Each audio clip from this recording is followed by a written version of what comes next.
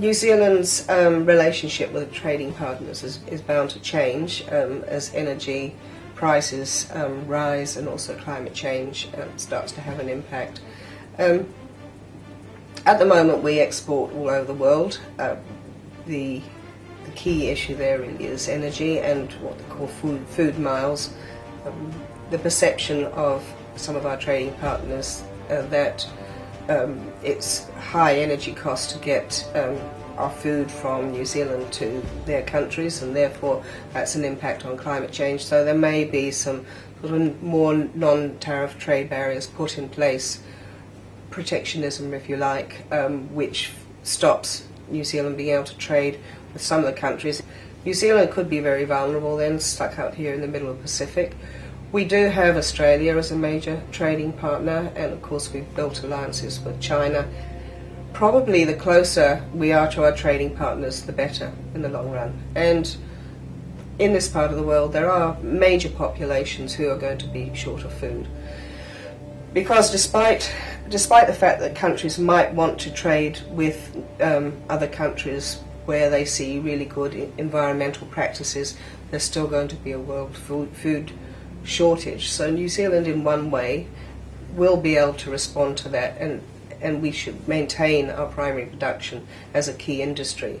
But we still need to be more mindful of our practices and not contributing to the concerns around climate change, because we're not looking after our soils, we're releasing carbon into the atmosphere.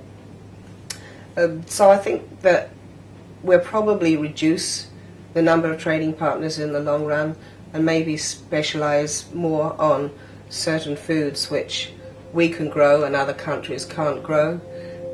I suspect for our urban populations there won't be the same choice of foods being imported from different parts of the world, and we'll probably see more people wanting to start growing their food again. Already in Auckland there's quite a revival of the movement around urban gardens and community gardens, and there's a real desire on communities' part to be a bit more self-sufficient in food. So there's quite wholesale changes likely to happen, both in the urban part of New Zealand, also in rural New Zealand, with maybe a slight change in some of the major areas of primary production. Maybe we'll move away a little bit more from this large industrial sort of agriculture that tends to have been built up globally, and go back more to sort of the type of agriculture we had in the past really, which is on a slightly smaller scale and not so input intensive.